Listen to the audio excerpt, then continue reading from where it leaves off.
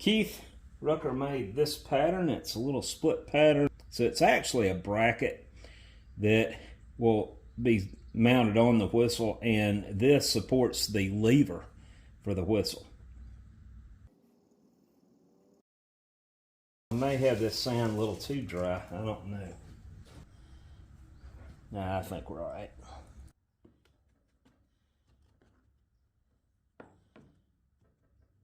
Oh, we're all right.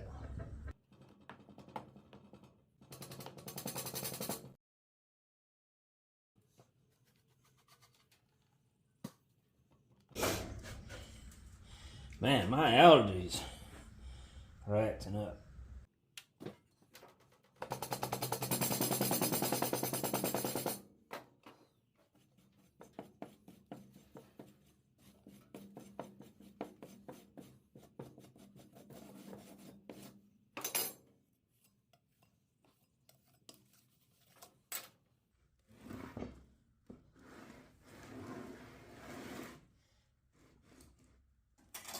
I'm going to put my sprue right there. Had a spot of rust on my pins that was grabbing. That ought to work.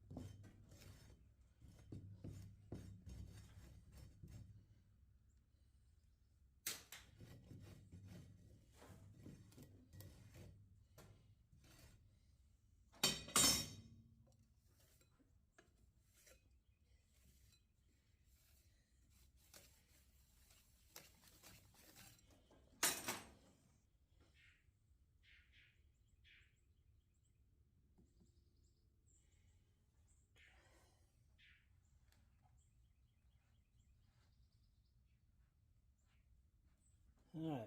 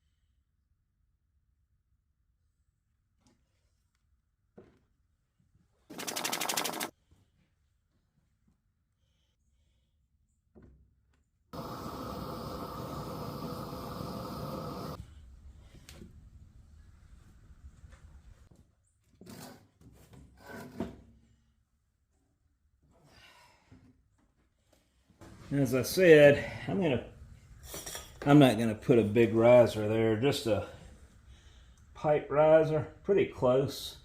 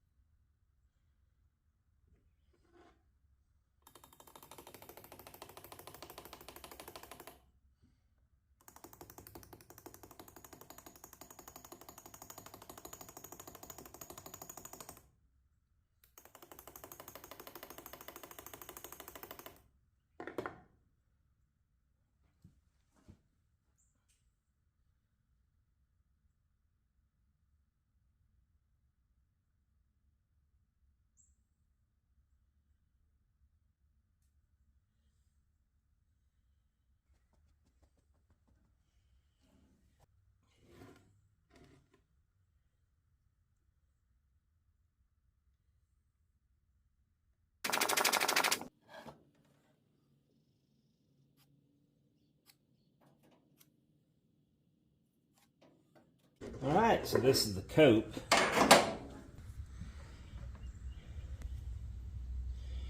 Bronze will come right through this hole, feed into here. The back pressure is going to push, hopefully, the trash to the sides as this goes in. Then it's going to fill this riser, which will keep any of this from shrinking as it solidifies.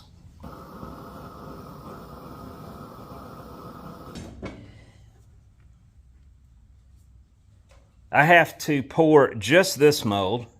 I've got to pour a separate material just for this one mold. Even though I've got a lot of brass coming up today, I want to go ahead and get this poured now in case I run into any problems. Like I said, we're pouring a different material than I'm used to. As long as I keep it segregated, we should be okay. I'll just chisel out the crust in one of the old iron crucibles and use one of those.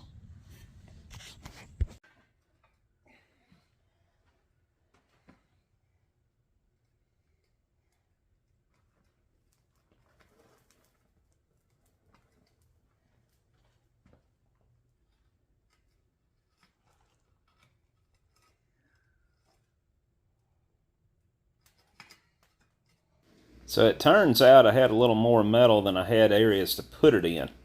So I ended up grabbing a small hand ladle. It's mostly for pouring lead or babbitt.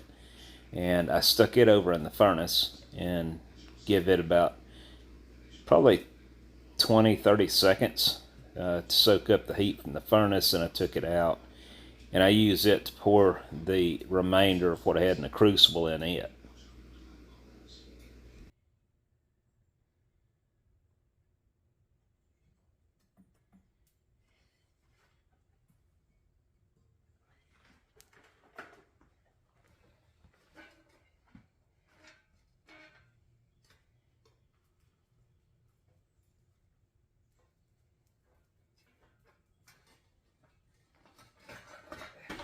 I got more red brass out of that than I had expected to. Got to get me some more ingot trays made, but we'll focus on that next time we pour iron.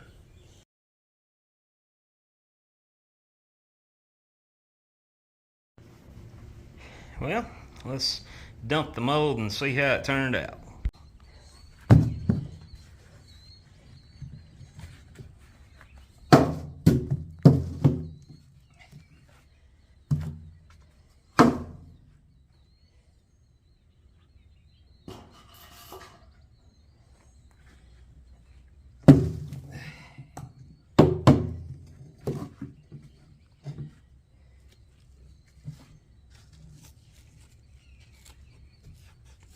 Looks good. So this is my first red brass job, by the way.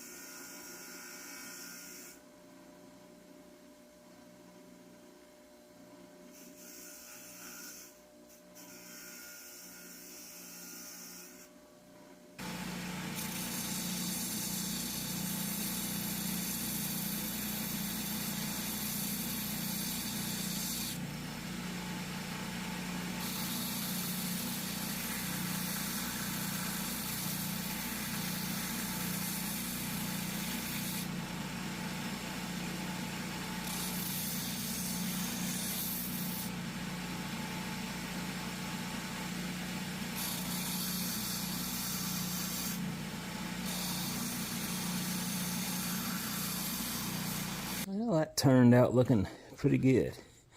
Slight shift in the mold. I should have dimpled the parting line, but that's not enough for me to worry about right there. Overall, we got a good casting, so go ahead and get that in the mail with the other bronze castings and get those to Keith. And for those of you that don't know, Keith Rucker will be working on this project along with the job I did last week. He is rebuilding the John Deere Amazon cane mill, and that's what the bearings we cast last week were for. But I didn't want to ship that to him until we got this job out of the way, and I didn't want to go pouring any of my other brass jobs with this hanging over my head. I wanted to go ahead and get it done. Woo! Man, 7 o'clock on a Tuesday night in February the 4th to be exact, and it's 76 degrees. Well, we got some yellow brass stuff to do now, and that will take care of our immediate non-ferrous jobs, except for one that I was having trouble with. We'll be covering that later, not in this video. But a repeat customer of mine, I think I showed you the work we had to do on one of his projects, and he, oh, I forgot, I got to drill this out to remove that, because this is going to be our pattern. And if you remember, I did the handles for these a couple months back, and he said he broke one, this one to be exact, trying to do something to it. Apparently he put it under some heat and was going to try to fix it. That's what it looks like. So this is unrelated to the project, but it's from the same customer. This is a hub for a old-timey fan, and this one is steel, and it's got like a brass plate to it. And they actually want one reproduced in solid brass, so that's what we're going to do. We're going to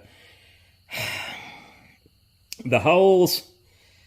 That's going to be I need to fill this in before we go any farther, guys.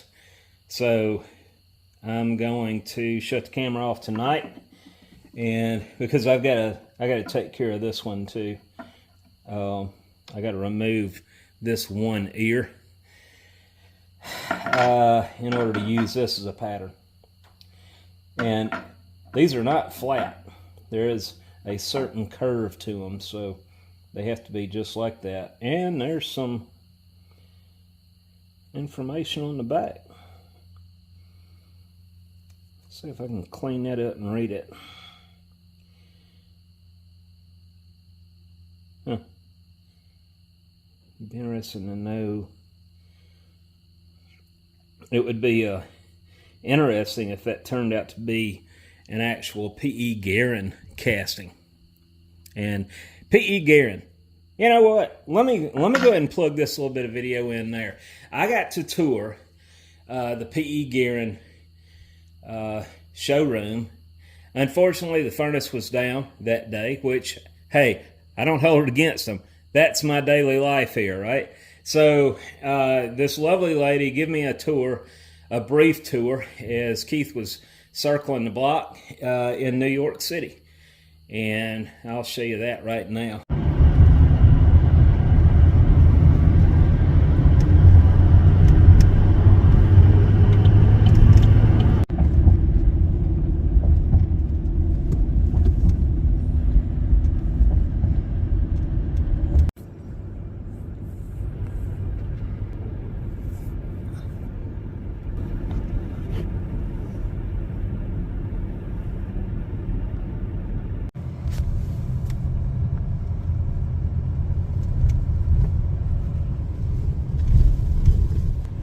Interesting. Yep.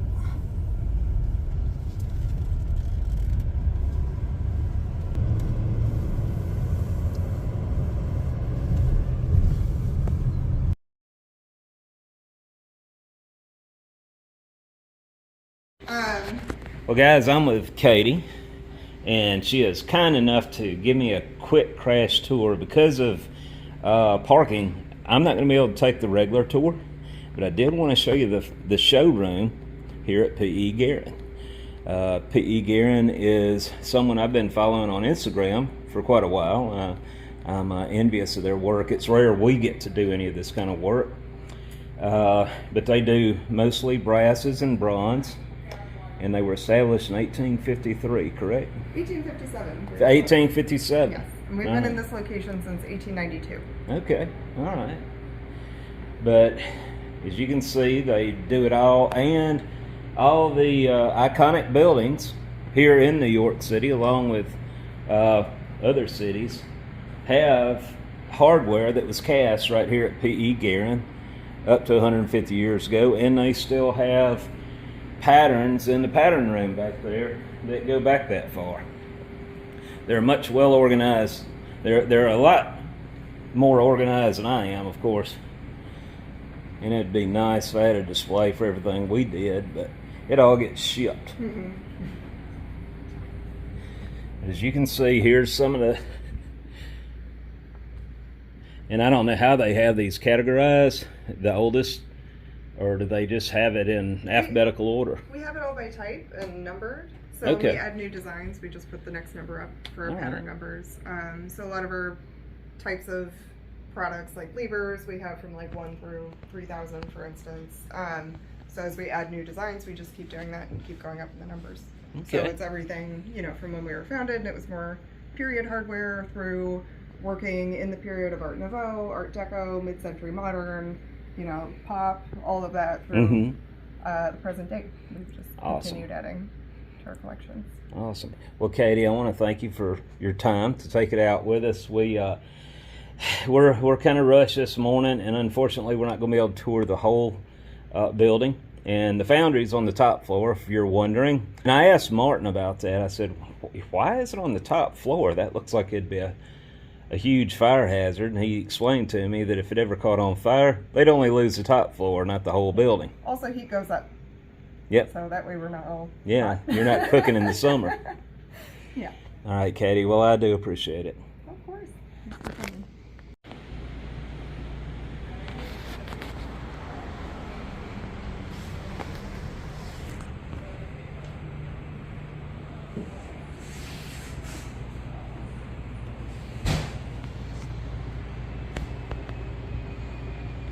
Turns out we're not going to be doing that drawer pull that I showed.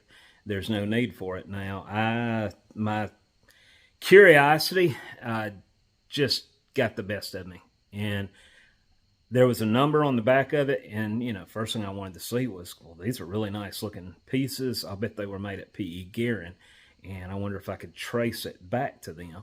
So I took the number off the back of that plate of the drawer pull, and it was cast into them.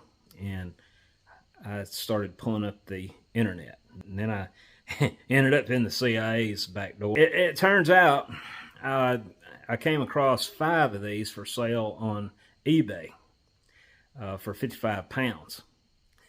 Yeah, they're in England. So for about 75 bucks, you can get an entire set with the handles and the back plate for 75 bucks, something like that. Well, I went ahead and sent that to my customer.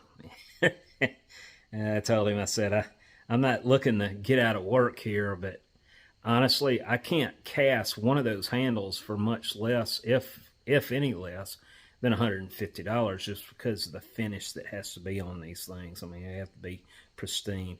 And I have already done, as I said, some of these handles for this customer before, not the backing plate. This time it was something different. So, yeah. But the good news is that's not the only drawer pull we're going to be doing. I had another customer send me 2 different ones, and I'll show those to you now. This is one of them right here. And yeah, it was machined. It wasn't cast. And we can't pull it from the sand this way or that way because of the waste in the middle. So we're going to have to cast it with a projectional view like that. And I went ahead and wrapped the threads. I forget what size those are. I think they're 1/4 28. And I wrapped 1 layer of full tape around them. And I hope I can just chase those thread with a die without having to turn these first. The other piece is right here, which is going to be a lot less headache. I'm going to have to stop the holes up, and we're going to have to drill and tap the threads back in these. Yeah, I don't do machining here, guys, but per the agreement on this job, I had to do that, which, you know, I'm drilling and tapping I can do. I'm not going to worry about that. But you see where these protrude from the, we're going to have our parting line right here on this face, and it's transitions to the inner side of the handle and then comes back up and goes across. I'm not going to drill 2 holes in my molding board for that set down in. We need to break out the chicken board, and it's not really a foundry terminology. It's just a chicken board. So the chicken board has a 1/4 inch cross-sectional thickness, which is equivalent to the length of those little bosses that stick out. So we're going to go ahead and drill 2 holes in that and see if the part will sit down good and flat. Alright guys, I drilled a hole, which is bigger than the boss, but it will allow this to relax and set down just fine. This job right here is for a customer. His name is Brock Mills. He needs 2 of these, and he needs 3 of these. To save some time, I went ahead and made a false drag for the handle, and I have an X marked on the handle and an X scratched in this just to orientate this where it's the same. And now I'm just going to get to work and ram this up, and then I'll flip it over and take that off, discard it, and ram up the rest of it.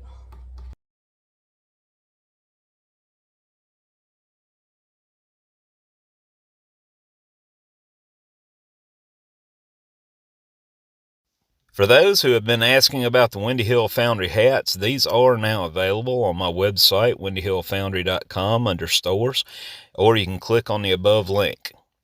These are on the pricey side, but keep in mind the shipping is included. Have a good day.